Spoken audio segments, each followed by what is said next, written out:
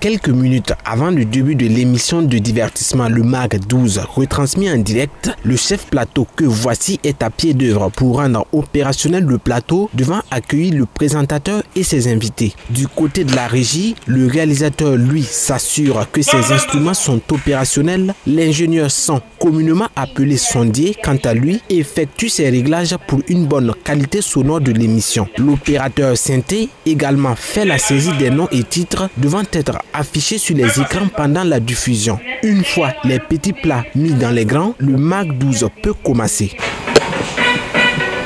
Le générique est d'abord lancé par le réalisateur, suivi d'un décompte pour informer le présentateur qu'il est à l'antenne.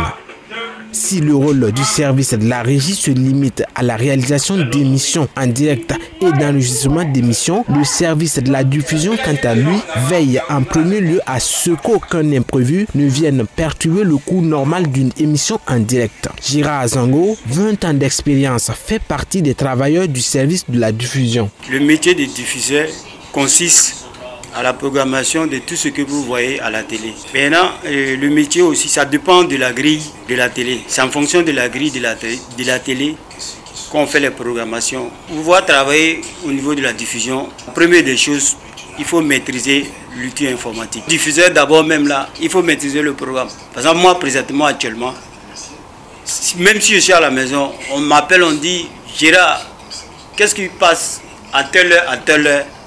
Je suis capable de te dire tout ce qui doit passer au niveau de la diffusion de Tru TV. Les difficultés sont souvent, c'est les retards, où tu dois prolonger, par exemple, le temps pour que la régie soit prête. Noélie Pakodi joue également un important rôle avant la réalisation de toute émission, en ce sens qu'elle contribue à rendre davantage plus beau ou belle les différents invités devant passer sur le plateau. Le maquillage est un métier passionnant que j'aime beaucoup. J'apprends à connaître beaucoup de personnes, les ministres, les artistes.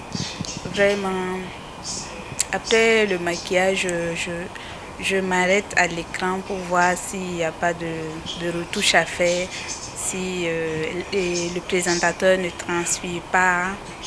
Je suis aux petits soins des invités. C'est un métier que j'aime vraiment. La maintenance de tous ces équipements technologiques de haute qualité, du studio au service de la diffusion, en passant par la régie, sans oublier les postes de travail existants qu'utilise le personnel de l'ETGP en général et de la télévision Tru TV en particulier, est assurée par Jean Fofana, directeur technique. On arrive en journée ici, c'est déjà faire le tour un peu de certains des services pour voir si la veille ou peut-être pendant notre absence ou bien au moment, à l'instant que nous sommes, est-ce qu'il n'y a pas de problème dans le fonctionnement? Est-ce que quelqu'un n'a pas un souci particulier auquel on peut essayer d'apporter rapidement une solution pour ne pas le bloquer dans l'exercice de sa fonction? Et après donc les visites qu'on fait parfois, on s'attaque maintenant aux machines qui sont en panne. Voilà, qu'on essaie donc de dépanner pour justement remettre le circuit en fonction. Si une chaîne de télévision arrive à réaliser et diffuser ses réalisations sans difficulté, c'est grâce à l'implication d'un certain nombre d'acteurs que sont les journalistes, les présentateurs, les maquilleuses et bien sûr les techniciens tels le chef plateau, le réalisateur, l'opérateur synthé, l'ingénieur son, le chargé de diffusion, le directeur technique, entre autres. Notons que c'est en décembre 1996 que les Nations Unies ont proclamé le 21 novembre Journée mondiale de la télévision, commémorant la date à laquelle s'est tenu le premier forum mondial de la télévision.